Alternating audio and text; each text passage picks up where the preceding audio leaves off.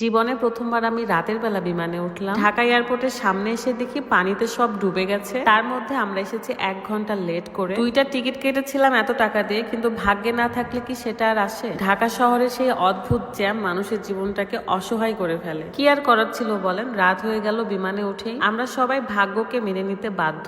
বাধা ছাড়া জীবনে যেন চলতেই পারতেছি না। যেদিকেই যেতে চাই সেদিকেই আটকা পড়ে যাই। আসসালামু আলাইকুম, কেমন আছেন সবাই? বড় ভাই কোটি টাকার গাড়ি নিয়েছে, সেই খুশিতে ভাইয়ার বাড়িতেই ছিলাম। কিন্তু এই ঢাকা শহরের জ্যামটা যেন জীবনটাকে শেষ করে দিচ্ছে। কিন্তু বৃষ্টি দেখলেই যেন অনেক ভালো লাগে। আকাশে এত মেঘ, এন্ড আজকে আমি এত সুন্দর একটা ড্রেস পরেছি, এত কমফোর্টেবল। লাউইন 1000 ফেসবুক পেজ থেকে আমি এই ড্রেসটা নিয়েছিলাম। আমার বেশিরভাগ ড্রেস কিন্তু এই পেজ থেকেই নেওয়া। পেজটা ভিডিও ডেসক্রিপশনে দেওয়া আছে। তারা কিন্তু নিজস্ব ডিজাইনে ড্রেসগুলো তৈরি করে। এন্ড এই সুন্দর 3 পিস পরে আজকে আমাদের ঢাকা থেকে রাজশাহী যাওয়ার কথা। 5টা 20-এ আমাদের ফ্লাইট ছিল, বাট 5টা 33 বেজে গেছে। একে তো জ্যামের জন্য আটকা পড়েছিলাম, তার মধ্যে এয়ারপোর্টের সামনে এসে দেখি পানিতে একদম ভেসে গেছে। এই পানি ঠেলে যাইতেই আরো 30 মিনিট সময় লাগছে। তবে পানিটা পার হয়ে রাত গাড়ি থেকে নেমে যায় এবং দৌড়াই এয়ারপোর্টের মধ্যে ঢুকে। আমি এত বেশি টেনশনে ছিলাম যদি ফ্লাইটটা মিস হয়ে যায়। যেহেতু ঢাকায় আজকে প্রচুর বৃষ্টি ছিল, এমনও হতে পারে বৃষ্টির জন্য একটু টাইম চেঞ্জ করতে পারে। ভাগ্যে ছিল তাই টিকিটটা পেয়ে গেলাম একদমই লাস্ট মুহূর্তে এসে।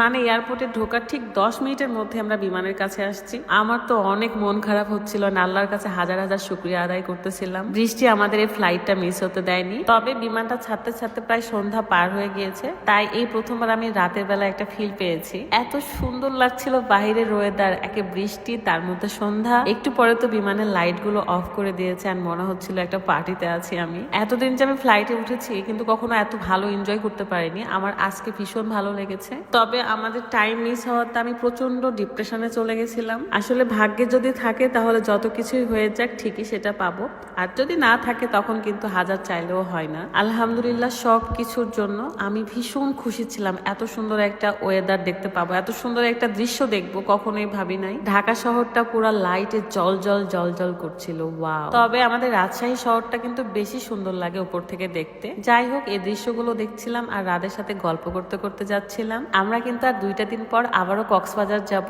এবার কিন্তু বাবুকে আর রেখে যাব না, কারণ বাবুর স্কুলও ছুটি থাকবে। একটা জিনিস ভালো লাগছিল যে বিমান যত উপরে থাকুক না কেন নিচের সব আলোই কিন্তু দেখা যায়, আর দিনের বেলা শুধু আকাশে সাদা, সবকিছু সাদা লাগে নিচে দেখতে। কত কিছু ভাবছিলাম আর যাচ্ছিলাম, মানে ছোটবেলার কথা মনে পড়ে যায়। আকাশে যখনই দেখতাম লাইট চলে যাচ্ছে রাতের বেলা, তখন কিন্তু হাই দিতাম। দিনের বেলা দেখলেও হাই দিতাম, ভাবতাম যে মনে হয় আমাকে দেখতে পাচ্ছে। ছোটবেলার সব কার্যকলাপ গুলো এখন স্বপ্নের মতো মনে হয়। রাদের সাথে তো আমি এগুলো গল্প করতে করতে আসতেছিলাম। এই তো আমি বক বক করতে করতে রাজশাহীতে চলে এসেছি। এই দিনের কথা সারা জীবন মনে থাকে।